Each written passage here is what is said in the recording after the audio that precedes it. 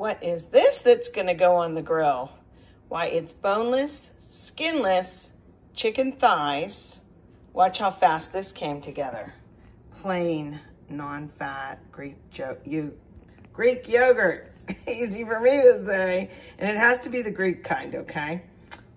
Parsley, and I'm gonna finish with my fresh parsley out in the garden, but I'm lazy and wanted to just put some in there.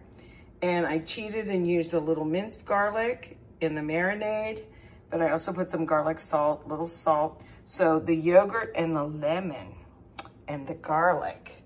Ooh, baby. Wait till you see how this turns out. See the enzymes in this mixture, and I let it in the fridge like since late last night, but you can just do it for 20 minutes, I bet. And it tenderizes like crazy. So good on the grill. So good on the grill. Hope you'll try it.